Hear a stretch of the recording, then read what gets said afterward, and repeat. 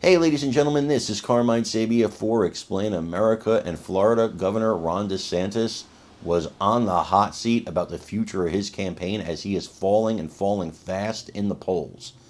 And, well, he didn't like this question, but he did answer it eventually. Before we get started, please make sure you like, comment, share, and subscribe. Those little things really help us out, and they help our channel continue to grow. So, disclaimer at the beginning of this video, I'm a Ron DeSantis fan. Still a Ron DeSantis fan. I'll probably always be a Ron DeSantis fan. I think he's a great governor. I think he's a great conservative. I think he's a great Republican. And I think we do our party an injustice if we're so furious at him for challenging President Trump, which is done in primaries. You know, for challenging former President Trump, that we dismiss this guy. This guy could be the future of our party, and he's a great, great conservative. So I think, we need to stick with him even as we watch Trump become the nominee for this year. DeSantis still has a future, and I would love to see him and Trump make amends and make that future possible for all of our sakes. That being said, he is plummeting in the polls. Nikki Haley is passing him. And NBC's Meet the Press's Kristen Welker, the host of the show or the anchor of the show, she put it to DeSantis, and here's what he had to say. Let's take a look. You have now held events in all 99 of Iowa's counties, and yet former President Trump is still 27 points ahead of you in the state. So, Governor, I have to ask you, are you committed to staying in this race through the Iowa caucuses? Well, I'll tell you what, doing all 99 counties is a tradition here. It's something that Governor Reynolds advised that I do. And it's a way to, one, show that you're earning people's support. Two, it's a way to hear from real people outside of kind of the media bubble about what's important to them. And then I think, three, it reminds you that at the end of the day, you're a servant. You're not a ruler. And we really believe in servant leadership. So we went everywhere. We showed up. We took questions.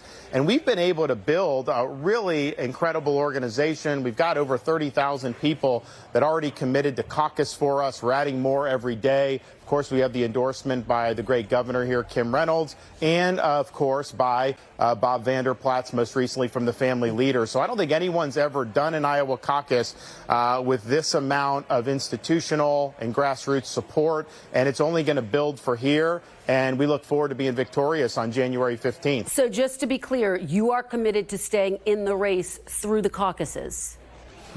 Of course I am. I mean, it's absurd that I wouldn't be. If you look at past Iowa caucus winners and compare to what, people were saying in November with this poll or that poll, it almost never comes out the same way. So we have a great base of support. We have a much wider base of people who are potential caucus goers who believe that I've been a great governor and would be a good president. And we've just got to bring that home when people start to make their decisions, and they will be doing it. But I'll tell you one thing, what people in Iowa and even the other early states, they do not want the media choosing the Republican nominee. They do not want narrative to trump over their decisions. And so I see a lot of resistance on the ground here to some of the things that have tried to be spun, whether it's through polls, whether it's through pundits. And I think that's a good thing. I think you're going to see on caucus night people's voice be heard. Well, let's talk about the stakes on caucus night. If you don't come in at least second, would you then drop out of the race? How critical is Iowa? Well, we're going to win the caucus. We're doing everything that we need to do it. But what if you don't, Governor? Support. What if you don't? And I've said from the beginning, we're going to win. We're going to win the caucus. But even apart from that, there have been people that have won Iowa and not won the nomination, and vice versa.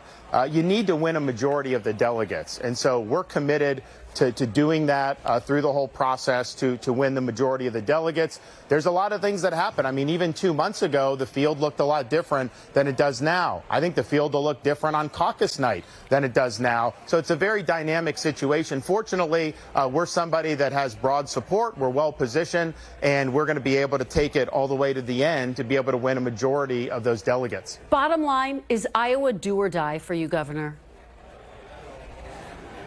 We're going to win Iowa. I think it's going to help propel us to the nomination, but I think we'll have a lot of work that we'll have to do beyond that. I don't think you take anything for granted, and I do recognize that there have been people that have wanted who've not gone on to win the nomination. I think this year's a little bit different.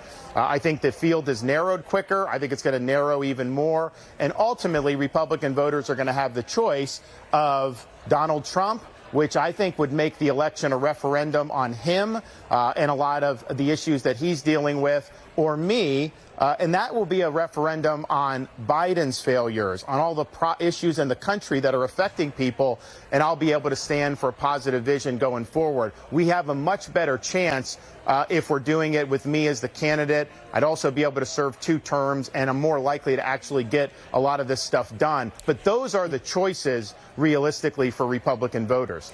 Now, all that was a very slick way of not answering the question. I do believe Iowa's do or die for DeSantis. I think if he finishes 3rd or 4th in Iowa, I don't see him finishing 4th, but even 3rd, that could be the end of his campaign because the donors start to go away.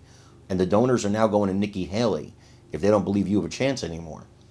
And I think, DeSantis' campaign started strong, but it looks like it could be all over.